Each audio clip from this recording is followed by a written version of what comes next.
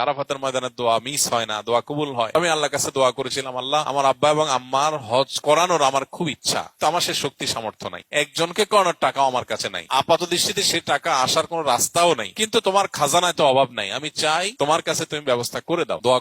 দোয়া করছি, আমার কাছে হজ করাবার কোনো সামর্থ্য নাই, কিন্তু আমার খুব ইচ্ছা যে আল্লাহ আমার বাবা মা জীবদ্দশা আমি হজ করলাম, তাদেরকে হজ যেন করাইতে পারি। খুব দোয়া করলাম, খুব দোয়া করে আসলাম, দেশে আসলাম। হজ করে আসার পরে এক আল্লাহর বান্দা আমাকে বলতেছেন যে আঙ্কেল আন্টির কি পাসপোর্ট আছে?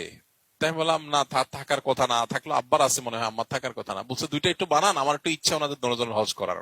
ও প্রথমবার হয়েছে আব্বারটা শুধু। এরপরে আমেরিকা থেকে এক আল্লাহর বান্দি উনি বলতেছেন যে আপনার আব্বা আম্মাকে হজ করার আমার ইচ্ছা।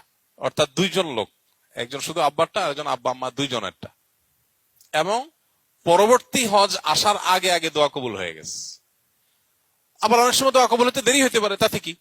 এই জন্য হজ করার তাড়া, ব্যথা, দরদ এটা অন্তরে লালন করতে হবে, দোয়া করতে হবে, চোখের পানি ফেলতে হবে। যখন মানুষ হজ করতে যাবে নিজের মধ্যে সে আগ্রহ জাগতে হবে, আল্লাহ গল্প দেওয়ার জন্য না, সেলফি তোলার জন্য না, আমি হজ যেতে চাই হজের সুফল পরিপূর্ণভাবে ভোগ করার জন্য, নিষ্পাপত্বের যে সওয়াব, যে ফজিলত এটা অর্জন করবার জন্য। দোয়া করবো তো ইনশাআল্লাহ। আল্লাহ রাব্বুল আলামিন আমাদের সবাইকে বারবার, একবার না বারবার বাইতুল্লাহর জিয়ারতের তৌফিক নসিব করেন।